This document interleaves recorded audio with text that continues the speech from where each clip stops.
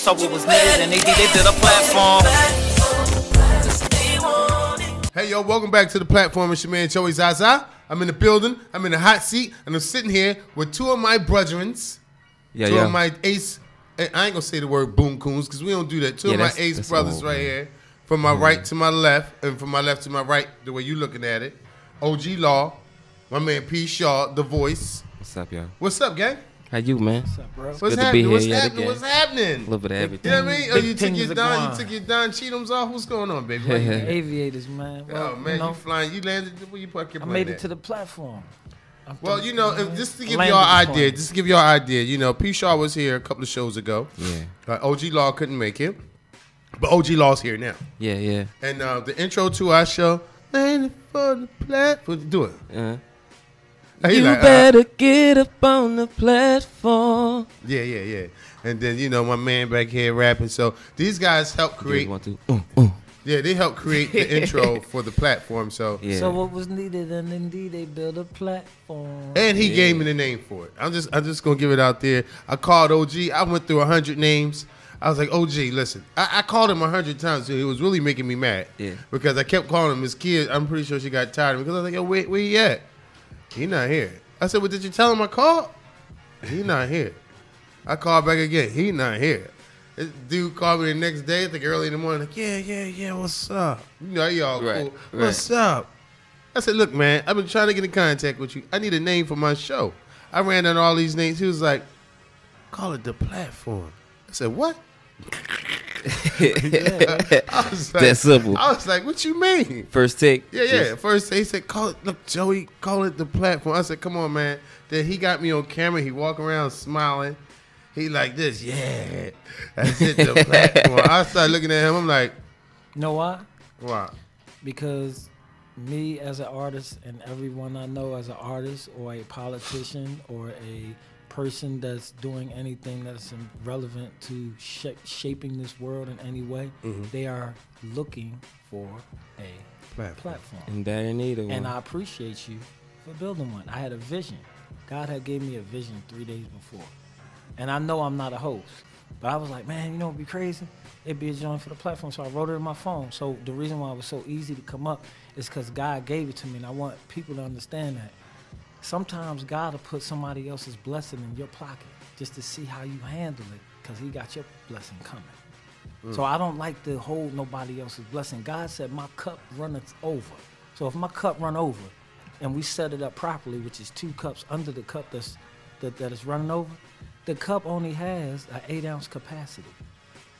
Once it reaches its capacity and it runs over, the overflow is for the people that's holding you up. And then they get full.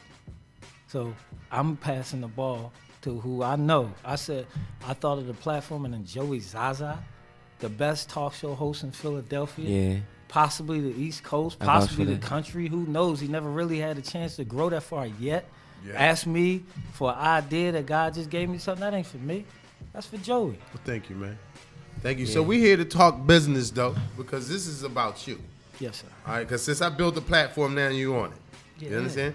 So reciprocate. That's how it goes. That's right. So my cup runneth over. Look, he didn't double back. Look, so look, his cup run over and ours is getting full. Yeah, that's right. That's how we do it, though. That's how we do it. So listen, let's talk about your movement, which is very dear to you, which is important to us all. It's my life work. Tell us about it. Okay, my movement, National Love Team. That's it. Life over violence everywhere. It's my gang, the Love Gang. Together, everyone accomplishes more. I am the captain, the founder, and the chief executive servant of the National Love Team. Explain to us what that's about.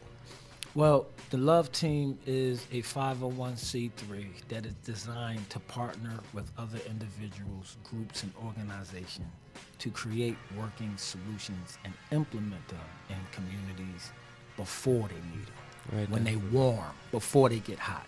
An ounce of prevention is worth more than a pound of the cure. Prevent. So I am not an activist. I am a pro-activist. It's a new word we're creating. Wikipedia, new word. Is it pro-activist. Man, I make up these sayings all the time. God give me stuff and people run off with them, so I got to make sure I lock it down. It's important. So doing this mission, your mission is to do what? I mean, I know what it is. Well, but right I want you to tell. I want you to look into the camera as well. Okay. And, you know, sometimes pitch back and what. Tell my audience what your mission is, what your soul heart mission is, and what you want to do and what you expect to happen. Okay. Right now, the current mission to provide instant gratification and to kind of cool things off is called Bury the Hate. For years and years and years, I ran around the city and watched how we made haters famous. We give haters so much advertisement. Now, here's the twist. We buried our mother. We buried our father. We buried our son. We buried our daughter. And when we buried our loved ones, they weren't able to come back. So how about let's bury what buried them so that it can never come back? Now, is it going to work for everyone? No. But for the people who understand the power of love, fighting hate with love is the only solution that can work. And what do you mean by fighting hate with love? A lot of people say, well, that's soft, G-Law. Nah. When you fight hate with love, you fighting negativity with positivity. You fighting fire with water, not fire with fire. The devil's a liar. You fighting darkness with light. You understand where I'm coming from? So when you fight hate with love, that means if somebody got shot right here, then we have to create an event more powerful than that hateful thing to make people remember this place for. Right now, we got monuments for deadly things that took place. Every time we create a teddy bear memorial, which I've created the largest teddy bear memorial on earth. It's sitting on 1924 Hunting Park Avenue. It's 2 stories high. I've been sitting there for 11 years, and they still ain't get the message. We have 406 murders in 2006. Since I began my work, thank you, God, we have never passed 406 murders yet. However, we are definitely racing towards it, and our goal is to prevent. So instead of burying your mate, let's bury the hate. So in the process of all that, like you came across P. Shaw. Let's talk about how you and P. Shaw merged. Like how did this situation come involved? The music, baby. Now, you know, I'm all over the place when it comes to working with aspiring artists. So I think a fellow artist that I was working with, actually one of my partners, they suggested that he come through and get some work done in conjunction to the Bury the Hate movement. He needed a studio to record the movement song for it. He had, you know, a bunch of components that he was putting with it, some kids that he needed to do some vocals, himself, a singer, music for it, meaning composition, the beat, you know, in layman's terms. So when he came through and we put Bury the Hate together, the song, actually, I'm sorry, you came to me prior to Bury the Hate for another project he was working on maybe a year or so ago. But yeah, we keep that under wraps. It's coming. That's but this, thank God, was the project or the song, the movement that propelled our relationship a lot closer to be able to open some doors that was foreseen, you know. I'm loving it, man. I'm loving the fact, but you know, like, let's talk about some of your history, because you know when we're offset and we're in the studio, we talk, and you just like, Joey, I want the truth. I want the truth. I want you to tell the truth. I want you to let the people know who I am. I want the truth. That sounds like I want the truth, Joey. So listen, you know, you've been through hell and back. Yes, sir. You served some time incarcerated. Yes, sir. You know, during your time incarceration, you found something, a light, should I say, to make things better. Beautiful. You know, you come out here and you have written books. Yes, sir. You have written the only rap book I've ever seen, a whole book in a rap form. Wow. Okay? I didn't even know that. That's awesome. You didn't know That's that? awesome. Oh, yeah. With the DVD, you've written a naughty book. You know, we'll get into that a little bit later. Yeah. You know, Which will be coming to you soon via Kindle. You've e-download. helped save children. Tell us about the cage. Tell us about the portable jail. Tell us about how you go to jail for children, and sometimes fast. I wouldn't say starve yourself, but you don't eat for days to sacrifice and go to jail for children so you don't have to go to jail. Tell us how that whole thing works. Okay. When I was a young man, I was in Scared Street. And it didn't work for me. It didn't scare me straight. It made you worse? Not that it made me worse, but once you conquer the fear that you have in front of you, It didn't work. it doesn't work. So, and then when you realize that fear comes from Satan, and the only thing that you should fear is God, you understand why scaring somebody straight don't work. And that's why we're looking at society where it is today with Scared Straight in place. So my concept more is the naked truth versus the well-dressed lie.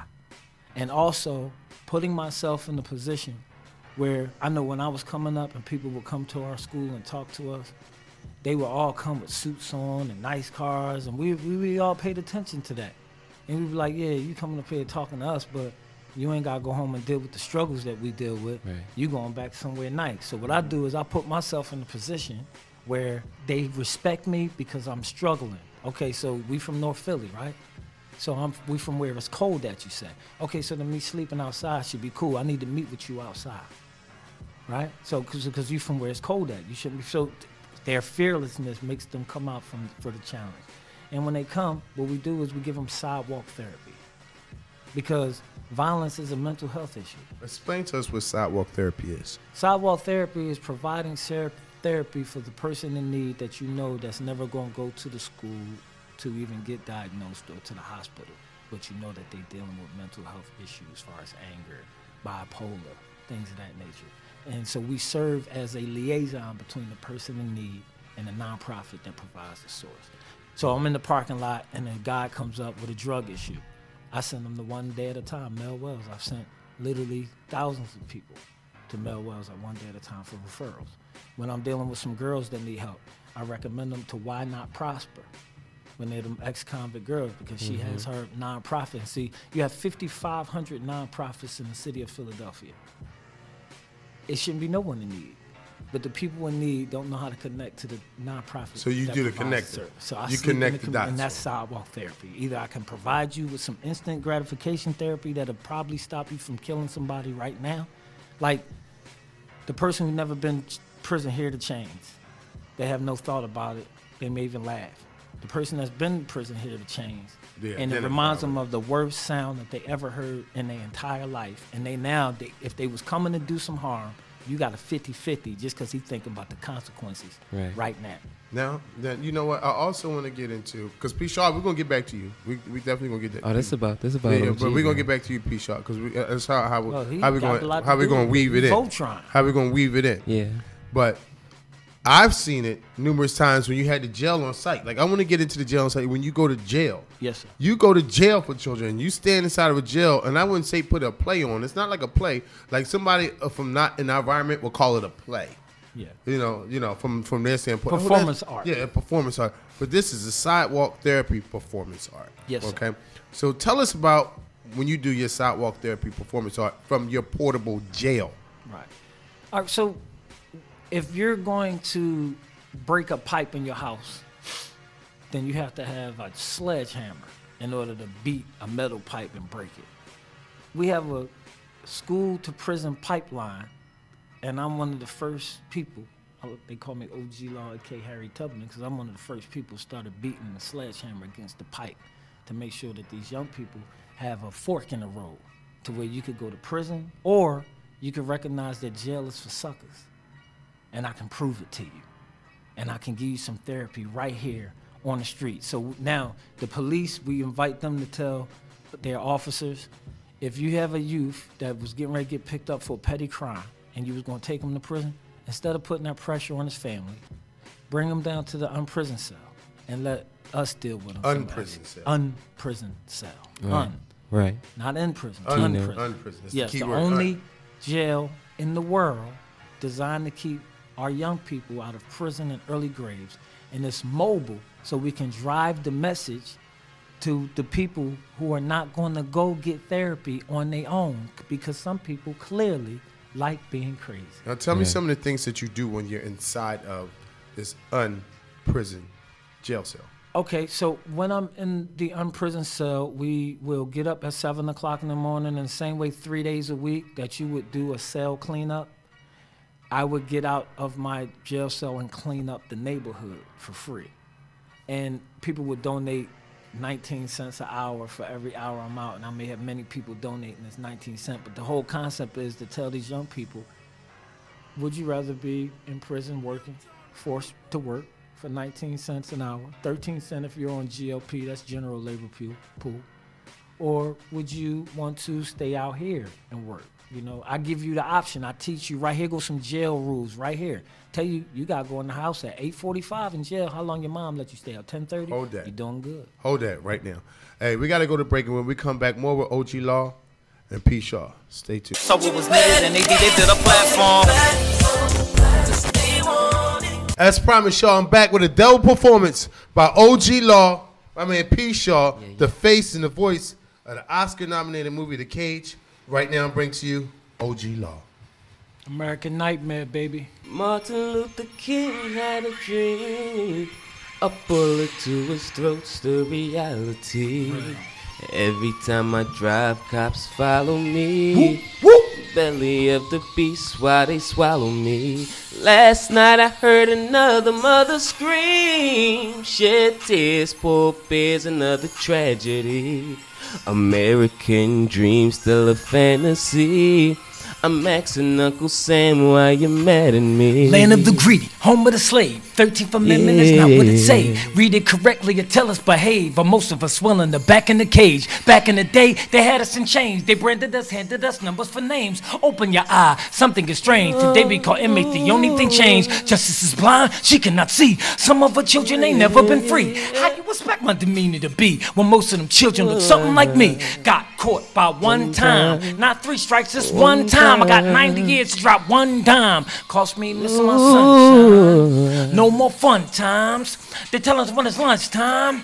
Hey, and no metaphor, man, you really get juice in my punchline. Seconds, minutes, hours, days, weeks, months, years, decades. Even if you are not on the cell block, if you black, you trapped in the cage. Why you mad at me? Why you mad at me? In the land of the free, still branding me. You hate me. Media got the world misunderstanding me.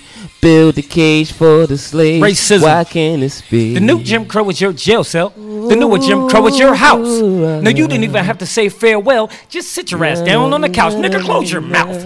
I'm not talking to a free man. I'm talking to 3 for some D-man. Had your ass in the cage since you rocked that boat, and you were just a little C-man. Trump is the pres now. Better start ducking your heads down. More of us stuck in the fez now. All got us getting upset now.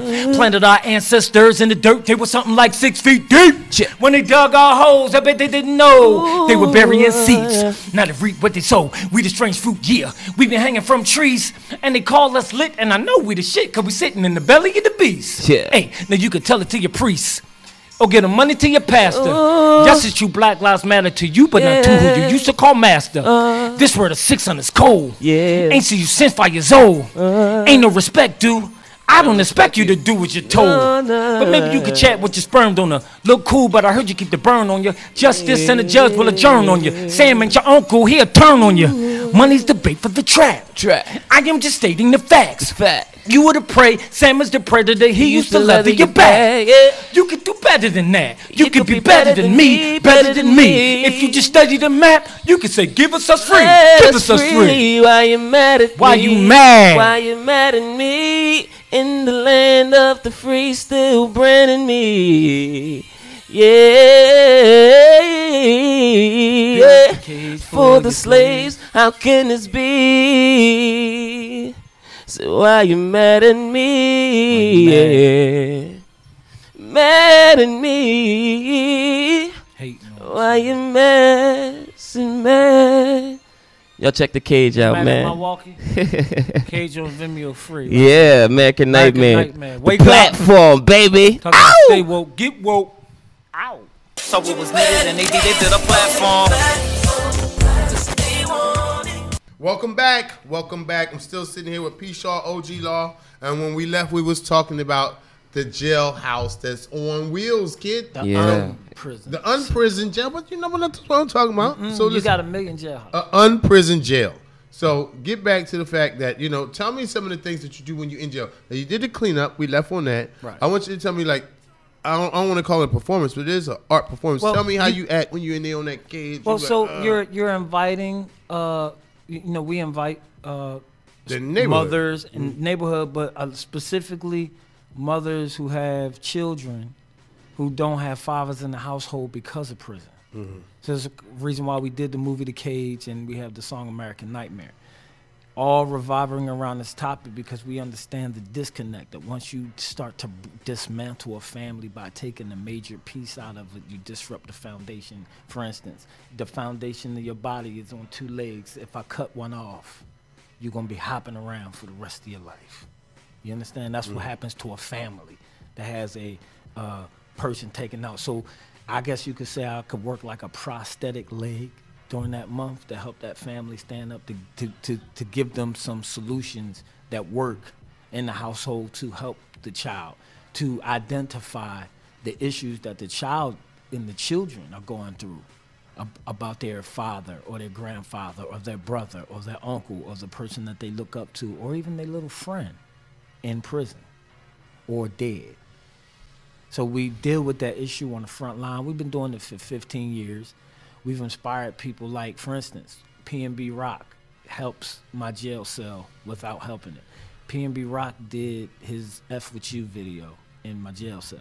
So now when I drive around the city of Philadelphia, hey, I heard that P&B Rock that shot his video in the jail cell. Old Hannibal.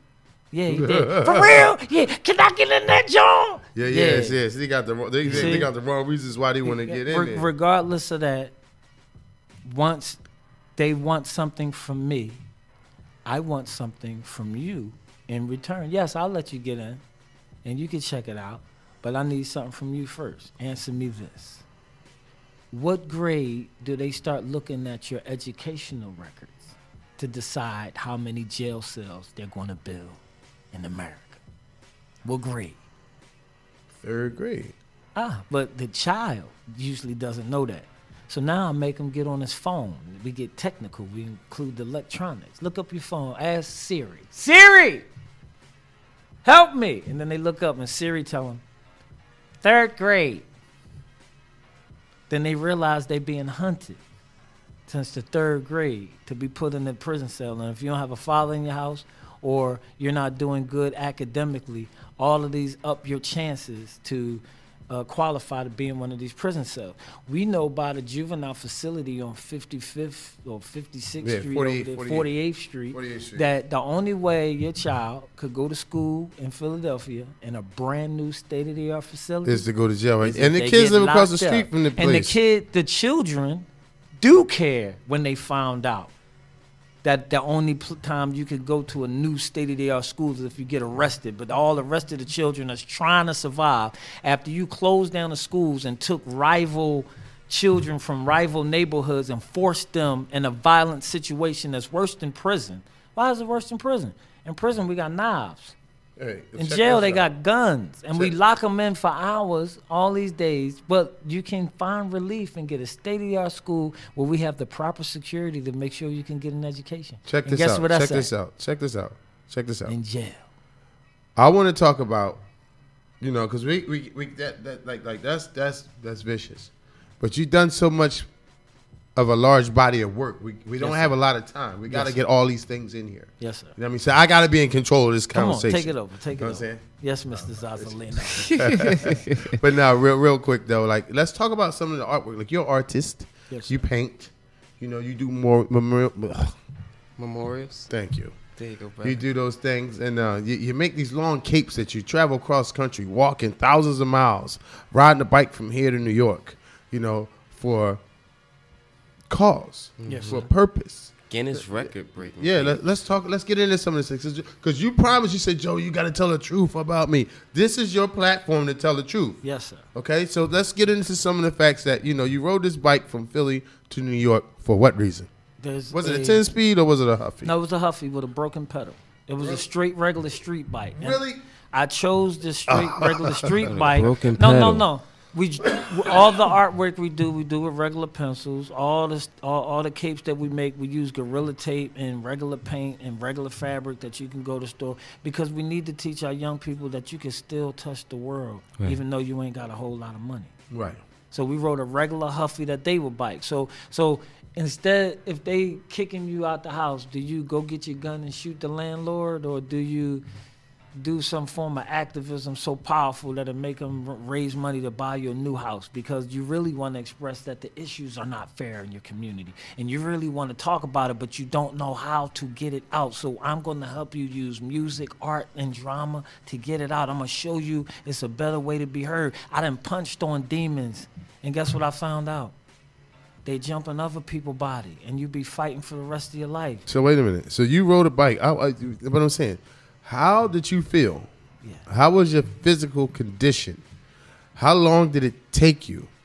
And what did you accomplish by doing it is what I'm asking, what I need to know. Okay, so it took us 2 days. I stopped off in the hotel. Tom Perry from The Citizen came out and did an interview along the way. And the goal was, we have this underground railroad, we called it, in Germantown, where it was a house that had a theater. The first theater where black Yeah, I people came and through white there. people Mhm. right, was allowed to perform together in America was actually in this property. So these people was calling me for the 2 years I was fighting. They would try to call me what you call it?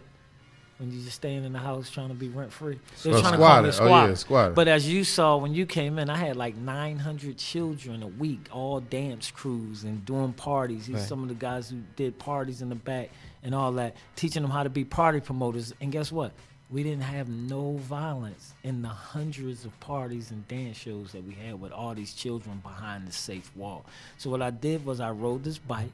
When it got down to the point where we didn't have no money to save the place, and a lot of these children didn't have anywhere to go.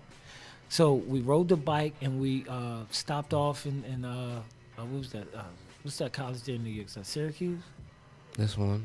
Okay, we Syracuse and Rutgers, and we drew a picture of John Lennon on the floor of Syracuse, and we drew a picture of Malcolm X on the floor of Rutgers. And we Now you made gave that image of Malcolm X to his family, correct? Actually, someone liked the picture so much it just vanished in the thin air after we did it. But what we did do was we garnished the attention of a pastor who actually spent the $100,000 to purchase the place, and is currently right now under construction on Germantown So, Avenue. well, that mission accomplished. awesome. Then. Yeah, mission that's accomplished. awesome. I mean, and that's Unfortunately- what. Excuse me, y'all. Sorry about that. People at home. That's what the mission was about, though. Was the Exactly. accomplishment to save the property. Yes. Okay. So now, Unfortunately, what happened was once we saved the property, I forgot when I came back that I didn't have a place to a stay. property. So quietly, I've been what I like to call skipping on stones. Well, it's fine. Then we're gonna skip on because we need to skip.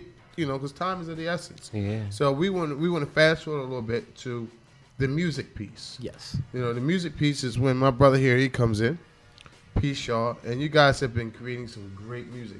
So the music pieces that you've done for the Fight Hate with Love, National Love Team, Bury the Hate. Bury the Hate. Yes, Fight Hate with Love is one of the movements under the Yeah. National Love So Team. that's the one I know about. The Yes. Cage. That's a strategy. Yeah, the cage. So, I mean, tell us about the music aspect of it and what you've been doing as far as with the music. I mean, there's just been some great things on the table that needed or that was lacking that aspect or that puzzle piece to it. So, one, again, like I said, was Bury the Hate.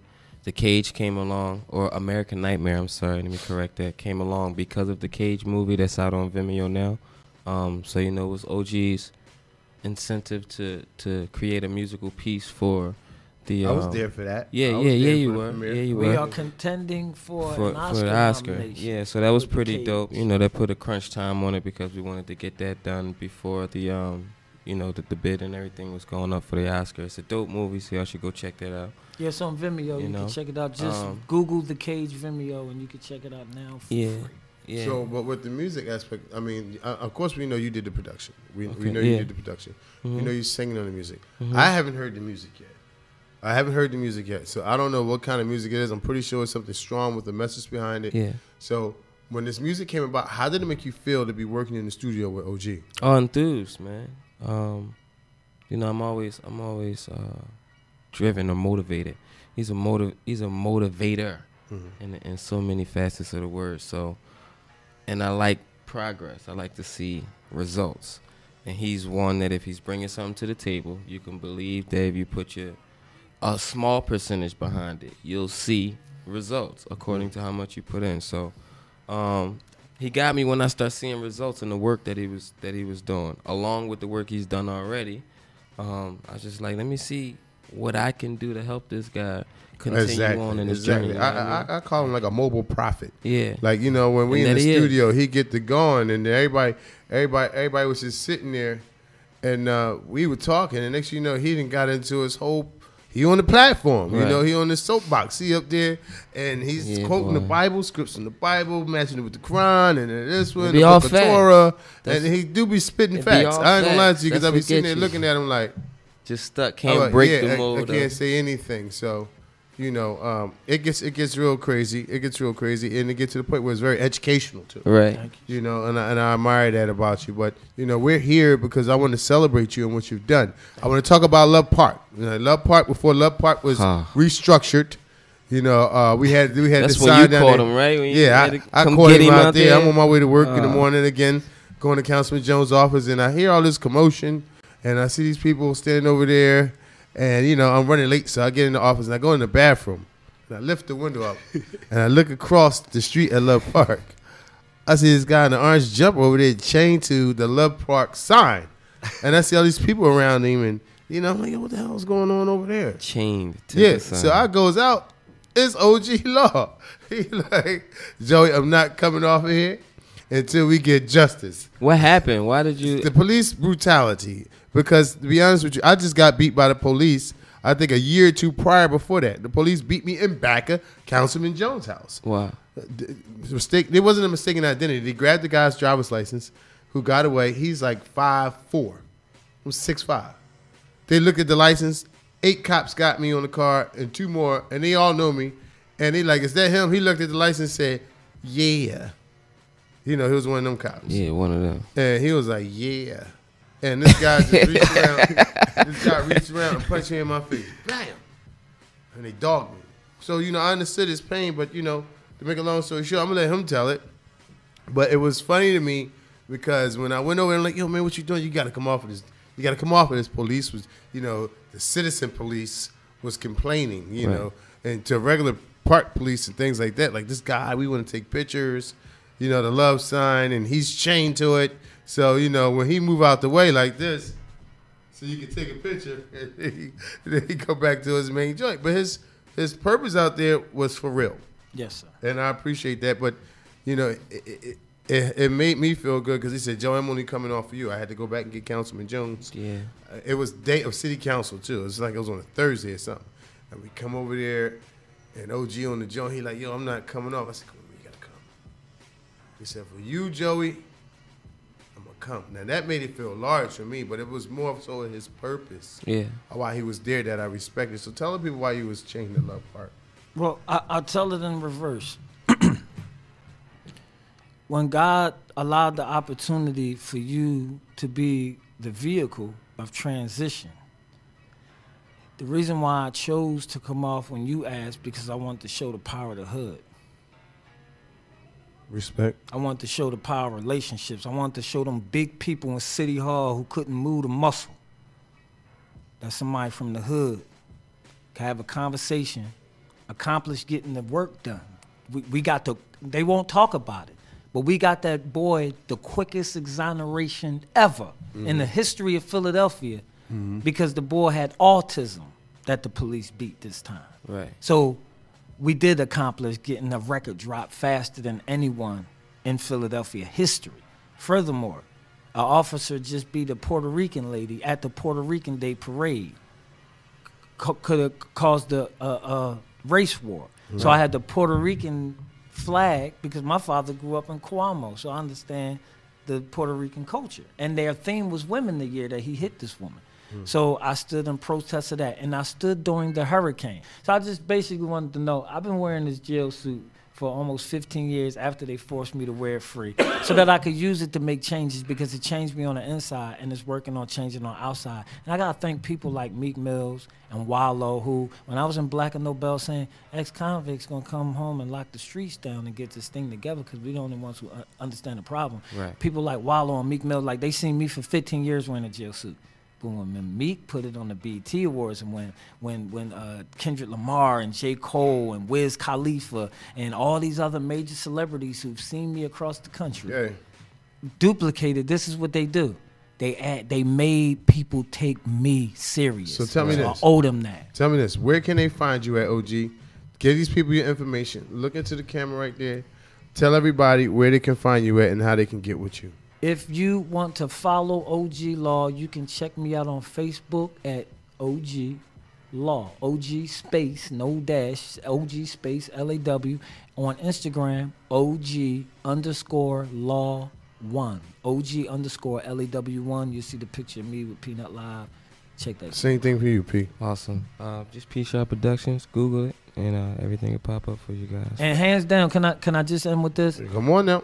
From the musical perspective, I gotta say this. Number one, I'm a Prezi fan. My favorite artist in the world that's rapping in Philadelphia, Pennsylvania is Prezi, and I will put every push-up, every dollar I got on it, and I bet you can't beat him. Big up to Number Prezi. one. Number two, I gotta say, we gotta get ready to wrap the show. We're running out of time, yo. For 15 years, I've been in every studio in Philly, and the best sound I ever got. Bad boy, you. Bad boy. See, so you got to take control. These guys like this guy, you give him the platform, and he run off the stage with it. Listen, man, that's our show for tonight, man. I want to say thank you guys for coming. Thank you, Joe. Law, P Sharp. Thank you, you Prince. know what I mean? No long-winded, but you my guy. You know what I'm saying? I got to pull the plug with you. Yeah, my man. But, yo, Thank you listen, for coming. We'll see y'all next week. Same time, same channel. Shout out to Water Ice Radio for what we do. This is the platform, man. It's your man, Joey Zaza. Good night. Thank you. So what was needed and they did a platform.